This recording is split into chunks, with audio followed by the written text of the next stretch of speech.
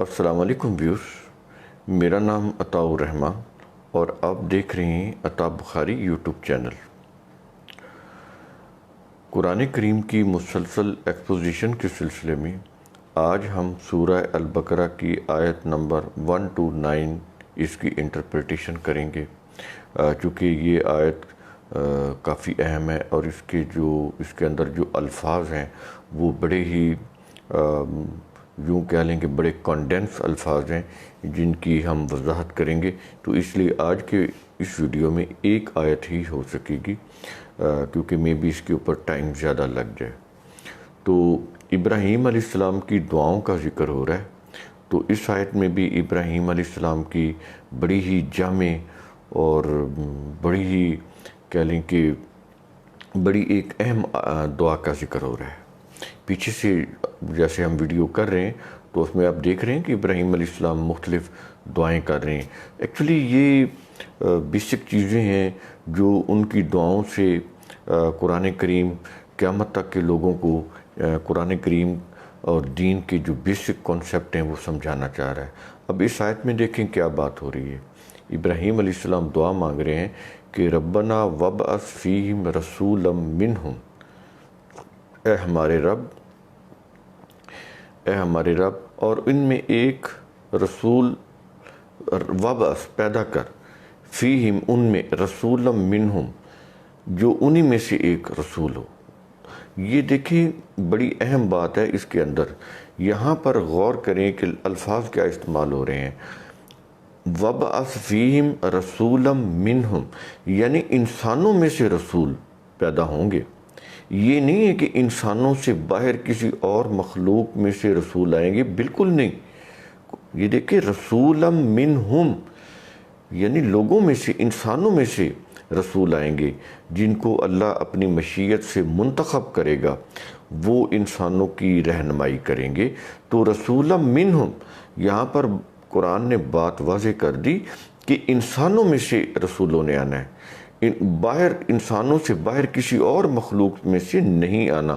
اور دوسری جگہ پر تو قرآن نے بات ہی واضح کر دی، وہ کہتا ہے کہ اگر اس زمین کے اوپر کوئی ایسے ملائکہ بستے تو ہم ملائکہ کو ان کے پاس بھیجتے بطور رسول، کیونکہ انسان بستے ہیں اس لیے ہم انسانوں کے پاس انسانوں کو رسول بنا کر بھیج رہے ہیں تاکہ وہ ان کو بات سمجھا سکیں اور یہ جو لوگ ہیں اس کی بات کو سمجھ سکیں۔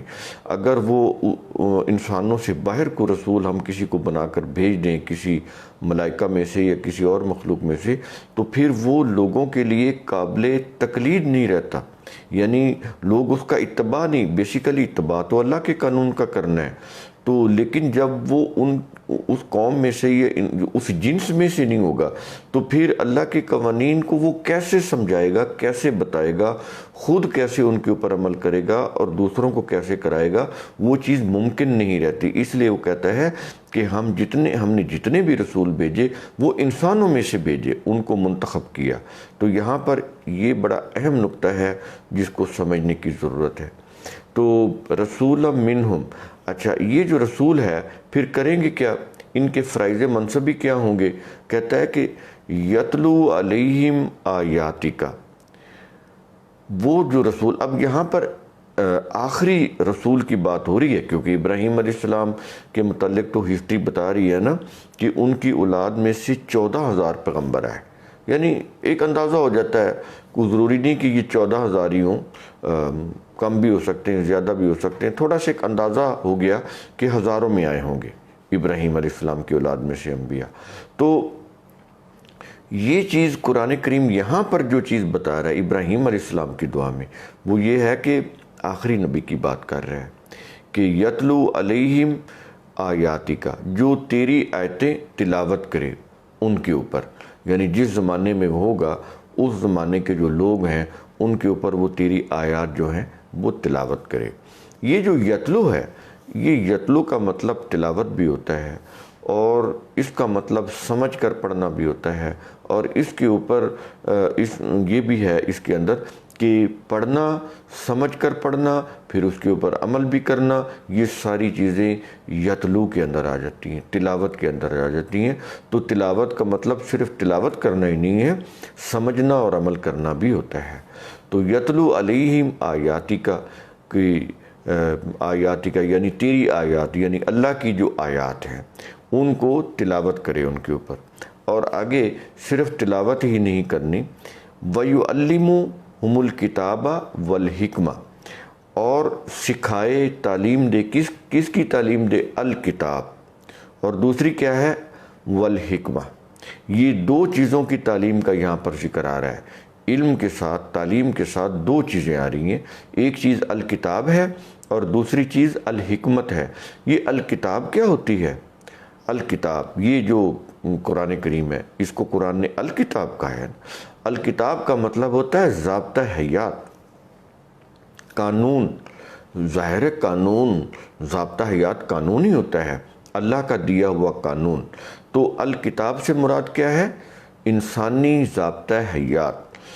تو انسان کو اللہ نے کریٹ کیا، اس کو ایک مینول دیا کہ اس کے مطابق اگر اپنا ضابطہ حیات بناؤ گے، اس کے مطابق اپنی زندگی کا سیاسی، معاشی، معاشرتی نظام بناؤ گے تو پھر تم اس دنیا میں بھی کامیاب ہوگے اور آخرت میں بھی کامیاب ہوگے۔ اگر اس سے ہٹ کر انسان اپنے مفاد کے لیے اپنے خود ساختہ کو نظام بنائے گا، سیاسی، معاشی، معاشرتی یا مذہبی، تو وہ پھر انسان بالآخر تباہ ہو جائیں گے، اسی دنیا کے اندر تباہی ان کو اپنی لپیٹ میں لے لے گی۔ تو اس لیے وہ یہ کہتا ہے کہ وَيُعَلِّمُهُمُ الْكِتَابَ، وہ ان کو الکتاب کی تعلیم دے۔ تو یہاں پر تو الکتاب ہوگی، اور دوسری چیز ہے والحکمت، اور حکمت کی تعلیم دے۔ یہ حکمت کیا ہوتی ہے؟ ایک تو وہ حکیم ہوتے ہیں نا جو نفس پر ہاتھ رکھتے ہیں، پھر نسخہ لکھتے ہیں، دوائی دیتے ہیں، تو وہ حکیم اس کو ہم بولتے ہیں۔ وہ بھی نفس پر ہاتھ رکھنا کیا ہوتا ہے؟ وہ چیک کرتا ہے کہ اس کی جو پلس ہے وہ کس رفتار سے چل رہی ہے۔ اور آج کل تو حکیم جو ہیں وہ آپ کو پتہ ہے کہ پہلے آپ کو کہتے ہیں کہ ٹیسٹ لے کر آئیں، اپنا یورین کا ٹیسٹ لے کر آئیں، بلڈ کا ٹیسٹ لے کر آئیں، یا جگر کا ٹیسٹ لے کر آئیں، معدے کا کوئی ٹیسٹ لے کر آئیں، تو اس کے بعد وہ پھر اپنی دوائی ریکمینڈ کرتے ہیں۔ تو اس میں حکمت ہوتی ہے کہ چیزوں کی پہلے ریزن، بیماری کی پہلے وہ ریزن معلوم کرتا ہے کہ ریزن کیا ہے، وہ ریزن اس کو ٹیسٹ سے معلوم ہوتی ہے، اس کے بعد پھر اس کو دوائی تجویز کرتا ہے۔ تو یہ حکمت کے اندر آ گئی نا۔ تو یہ تو ایک چیز ہے، حکمت کا ایک شعبہ ہے۔ حکمت اس کے اندر ریزننگ آ جاتی ہے، کوئی بھی چیز اس کی ریزننگ کیا ہے، ریزننگ کو معلوم کرنا، اس کو عربی کے اندر الحکمت کہا جاتا ہے۔ اب دیکھیں قرآن کریم جہاں پر وہ ضابطہ حیات کی بات کرتا ہے وہاں پر وہ الحکمت کی بھی بات کرتا ہے، کہ صرف یہی نہیں کہ ان کو ضابطہ حیات کا پتہ چل جائے، وہ تو اللہ کے دیے ہوئے قوانین انسان تو بنا ہی نہیں سکتا، یعنی جس نے ان کو کریٹ کیا اس کے متعلق جو ضابطہ حیات ہے وہ تو وہی بنا سکتا ہے جس نے اس کو کریٹ کیا، انسان نہیں بنا سکتے۔ انسان بنائیں گے وہ تو اپنے مفاد کے لیے بنائیں گے، تو وہ تو چند لوگوں کے لیے ہوگا، باقی انسانیت کے لیے تو وہ نقصان دہ ہوں گے۔ تو اس لیے وہ قوانین صرف اللہ بنا سکتا ہے۔ تو وہ کہتا ہے وہ تو ہم نے الکتاب میں دے دیے، لیکن الحکمہ جو حکمت ہے وہ بھی سکھائے ان کو۔ تو چیزوں کی ریزننگ معلوم کرنا کہ کوئی کام کیسے ہوتا ہے، کیوں ہوتا ہے، کس طرح ہوتا ہے، تو ان کی ریزننگ معلوم کی جائے، اس کا جو چیز ہے یہ سینس یہ بھی لوگوں کے اندر پیدا کرنا کہ وہ چیزوں کو آبزرو کریں، ایکسپیریمنٹ کریں، ریشنلی چیزوں کو دیکھیں، ریشنلی ڈیسیژن میکنگ کریں، یہ الحکمت کے اندر آ جاتا ہے۔ اور اس کے لیے تو آپ کو ڈیٹا کلیکٹ کرنا پڑتا ہے، آپ کو دیکھنا پڑتا ہے کہ فلاں جو معاملہ ہے اس سے متعلق امور کیا ہیں، اس کی ریزننگ کیا ہے، وہ چیز کیوں ہو رہی ہے، کیوں نہیں ہو رہی، تو اس کی ریزننگ معلوم کرنا یہ الحکمت کے اندر آ جاتا ہے۔ دیکھیں اس کے اندر ساری سائنس آ جاتی ہے الحکمت کے اندر۔ دیکھیں اس دور کے اندر جو حکمت تھی تو وہ اس دور کے لحاظ سے تھی، آج کی جو حکمت ہے اس کے اندر تو یہ سائنس کے سارے شعبے آ جائیں گے، جو بھی انسان نے دریافت کیے ہیں اور ہمارے بعد 100 سال بعد اگر زندگی چلتی ہے، 200 سال بعد، 1000 سال بعد، پتہ نہیں یہ سائنسی علوم کتنی ترقی کر جائیں گے، تو اس وقت جو سائنسی علوم ہوں گے اور جو ڈسکوریز ہوں گی اس کی روح سے وہ الحکمت معلوم کی جائے گی، چیزوں کی ریزننگ معلوم کی جائے گی۔ تو یہ جیسے جیسے تہذیب اور تمدن ترقی کرتے ہیں، علم ترقی کرتا ہے، تحقیق ترقی کرتی ہے، ویسے ویسے انسان جو ہے وہ ڈسکوریز کرتا چلا جاتا ہے۔ انسان کی عقل و فکر کے اوپر ایک غفلت کا، جہالت کا پردہ پڑا ہوتا ہے، توہم پرستی بھی ہوتی ہے ماحول کے اندر۔ تو ان سب کو دور کیا جاتا ہے علم اور حکمت سے، الکتاب اور الحکمت سے۔ جب ان کو دور کرتا ہے، چیزوں کی ریزننگ کو معلوم کرتا ہے، تو پھر ڈسکوریز ہوتی ہیں، یعنی غفلت کا پردہ اٹھتا ہے، تو پھر وہ چیزیں نئی نئی سامنے آتی ہیں، حقائق سامنے آتے ہیں۔ تو قرآن کہتا ہے کہ جیسے جیسے تم تحقیق کرتے جاؤ گے، علم ترقی کرتا چلا جائے گا، ویسے ویسے تم ڈسکوریز کرتے چلے جاؤ گے، اور جو بھی ڈسکوریز ہوتی چلی جائیں گی وہ ہماری آیات کو سچ ثابت کرتی چلی جائیں گی کہ ہم نے قرآن کے اندر علم النفس سے متعلق اور کائنات سے متعلق جو کچھ بھی کہا ہے وہ حق پر مبنی ہے۔ یہ قرآن کریم کا چیلنج ہے، یہ اللہ کا چیلنج ہے، اور یہ پورا ہو رہا ہے۔ اس طرح یہ پتہ چلتا ہے کہ یہ کتاب اللہ جو ہے یہ اللہ کی کتاب ہے، یہ انسانی کلام نہیں ہے، ورنہ ہزاروں سال پہلے اس طرح کی باتیں کوئی انسانی عقل نہیں کر سکتی تھی۔ تو یہاں پر یہ چیز آ گئی، الکتاب اور الحکمت سمجھ لیا کیا چیز ہوتی ہے، میں نے ڈیٹیل سے بتایا۔ اور آگے وہ کہہ رہا ہے کہ 2 فرائض تو یہ ہو گئے نا، کتاب اور حکمت کا، اور پیچھے وہ آ رہا ہے یتلو علیہم آیاتی کا، تو یہ ملا کر 3 فرائض ہو گئے، اور چوتھا فرائض بتا رہا ہے، کہتا ہے وَيُزَكِّيهِمْ، کہ جب آیات جو ہیں وہ سمجھی جائیں گی، ان کے مطابق عمل کیا جائے گا، کتاب کی تعلیم دی جائے گی، حکمت یعنی ریشنلی چیزوں کو سوچا سمجھا جائے گا، عقل و فکر کو استعمال کیا جائے گا، اس کے اندر انٹلیکٹ کو یوز کرنا تو بنیادی چیز ہے، وہ چیز آ جائے گی، آبزرویشن آ جائے گا، ایکسپیریمنٹ آ جائے گی، اور اس کے بعد وہ کیا کہتا ہے، جب یہ ساری چیزیں استعمال کر کے تم قرآن کی روح سے، الکتاب کی روح سے جب کوئی نظام تشکیل دو گے تو وہ ایسا ہونا چاہیے کہ اس کے اندر کیا ہو، وَيُزَكِّيهِمْ، کہ لوگوں کا تزکیہ کیا جائے۔ اب یہاں پر یہ سمجھ لیں کہ یہ تزکیہ کیا ہوتا ہے۔ یہ عام طور پر کہتے ہیں نا تزکیہ نفس، یہ کیا چیز ہوتی ہے؟ دیکھیں تزکیہ اسی سے زکوٰۃ ہے، یہ زکوٰۃ اور تزکیہ کا ایک ہی مادہ ہے۔ تو تزکیہ یا زکوٰۃ، اس کا کیا مطلب ہوتا ہے؟ نشو و نما کرنا، ڈیولپمنٹ کرنا، نفس کی ڈیولپ کرنا۔ کیا مطلب؟ انسان کی جو سیرت ہے، اس کی جو پرسنالٹی ہے، اس کو کنسٹرکٹیو بنانا، انسانی پرسنالٹی کو کنسٹرکٹیولی اس کو گرو کرنا، اس کو ڈیولپ کرنا، یہ اس کے معنی ہے وَيُزَكِّيهِمْ۔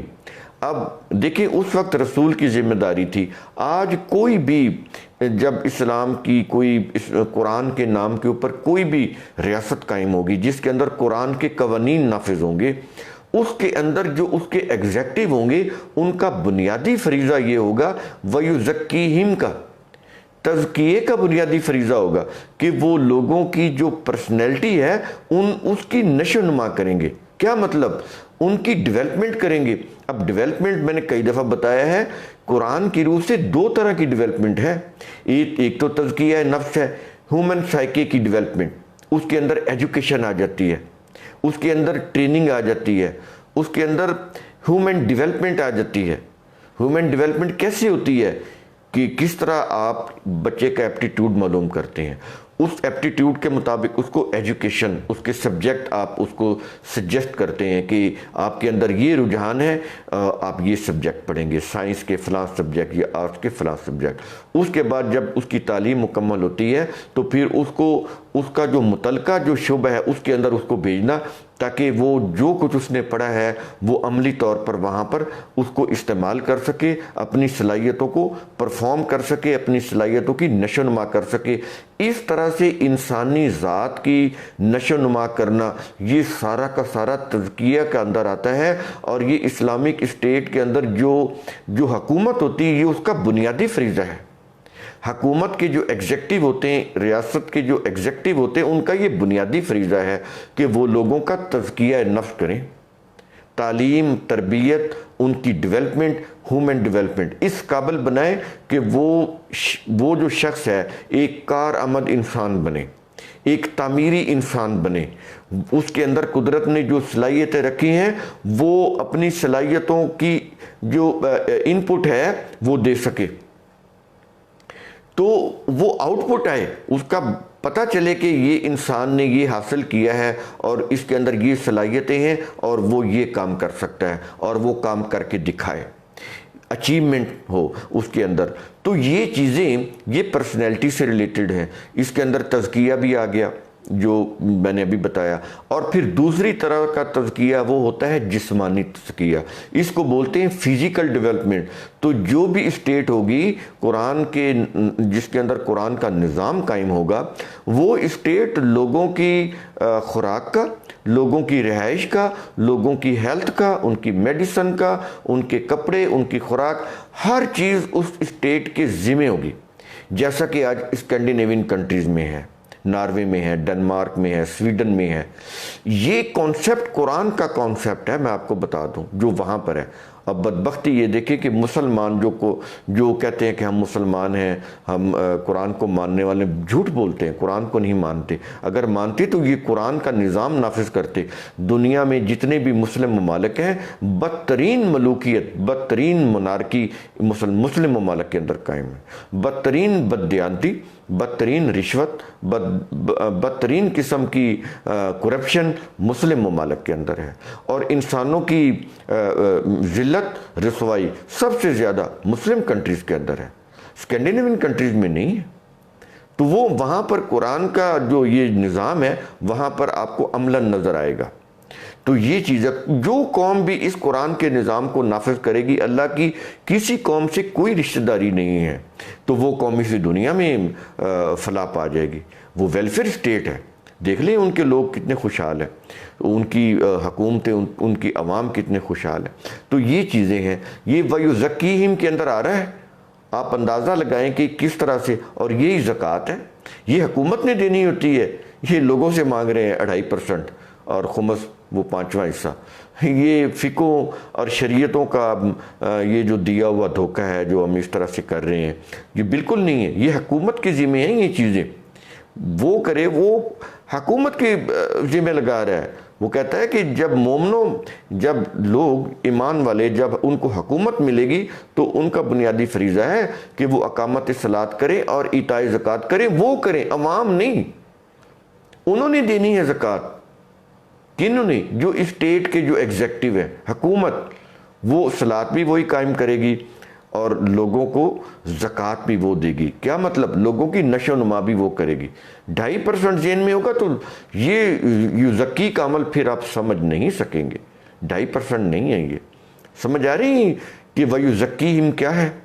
اور آگے یہ چیزیں کہنے کے بعد قرآن کیا کہتا ہے کہ ابراہیم علیہ السلام اللہ کو مخاطب کر کے کہہ رہے ہیں کہ اِنَّكَ أَنْتَ الْعَزِيزُ الْحَكِيمُ، کہ اے اللہ تو العزیز ہے اور الحکیم ہے۔ عزیز کا مطلب ہوتا ہے غالب، قدرت والا، جس کا اقتدار ہو، یعنی تیرے قوانین جو ہیں وہ تو بڑے غالب ہیں، جب ان کو نافذ کریں گے انسان اپنی سوسائٹی کے اندر تو ان کو تو پھر غلبہ ملے گا، ان کو تو قوت ملے گی، اقتدار ملے گا۔ اگر یہ تیرے قوانین کی وائلیشن کریں گے تو پھر یہ دنیا میں ذلیل اور خوار ہوں گے۔ یہ ہے اس کا مطلب انکا انت العزیز، اور آگے کیا ہے؟ الحکیم، ہے نا، انکا انت العزیز الحکیم۔ تو حکیم میں کیا چیز آگی؟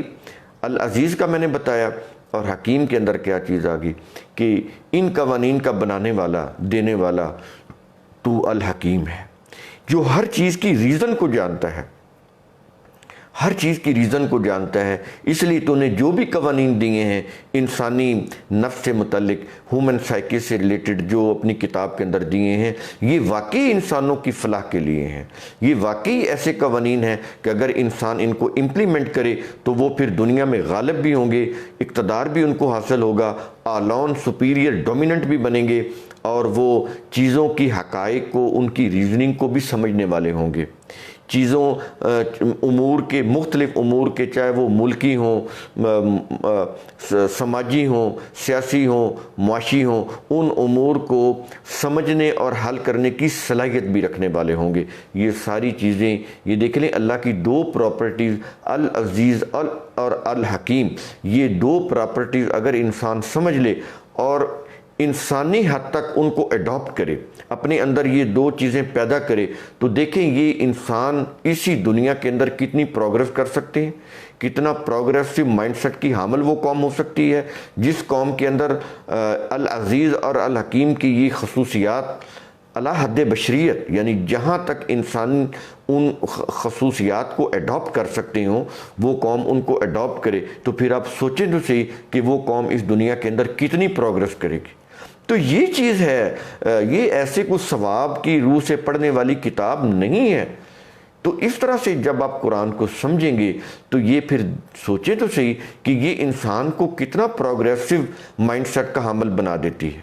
تو امید ہے آپ قرآن کا اصول ثم تتفکروا، اس کی روح سے آپ قرآن کو سوچیں گے، سمجھیں گے، حقائق کے اوپر غور کریں گے اور حقیقت تک پہنچنے کی کوشش کریں گے۔ شکریہ۔